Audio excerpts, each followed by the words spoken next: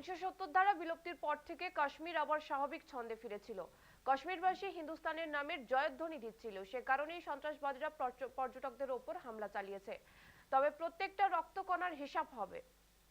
ভারতবর্ষের যাদেরকে মারা হয়েছে, আমাদের পশ্চিমবঙ্গেরও 3 জনের প্রাণ গেছে, প্রত্যেকটি রক্তকণার হিসেব ভারতবর্ষ নেবে। এ বিষয়ে কোনো সন্দেহ নেই যে 370 ধারা বিলোপ করার পর কাশ্মীরের যে পরিবেশ, সেই পরিবেশের উন্নতি হয়েছে এবং সেই জন্য ডেসপারেট হয়ে গেছিলো এই সন্ত্রাসবাদীরা।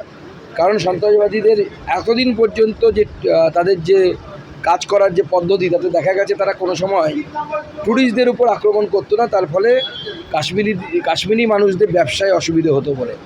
কিন্তু এই প্রথম তারা ট্যুরিস্টদের উপর আক্রমণ করলো। এটা ডেসপারেশন তাদের। এই ডেসপারেশনটা কেন? কারণ দেখা যাচ্ছে যে 370 ধারা বাতিলের পর মানুষ, কাশ্মীরের সাধারণ মানুষ, তারা হিন্দুস্তানের নামে জয়গান গাইছে, ভারতবর্ষের নামে জয়গান গাইছে, যেটা এর আগে সম্ভব ছিল না। কারণ ভারতবর্ষের সকল আইন এবং সংবিধানের সুবিধে এরা পাচ্ছিল না। এবং যার হাত থাকুক, প্রত্যেককে শাস্তি দেওয়া হবে, চিন্তার কোনো কারণ নেই।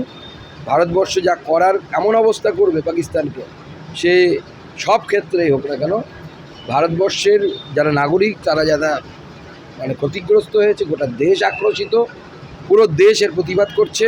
এবং আমার মনে হয় ভারতবর্ষের মাননীয় প্রধানমন্ত্রী নরেন্দ্র মোদীর উপর ভরসা রাখুন। এর আগেও মাননীয় প্রধানমন্ত্রী দেখিয়েছেন গোটা বিশ্বের সামনে ভারত কারোর সামনে মাথা নত করে না।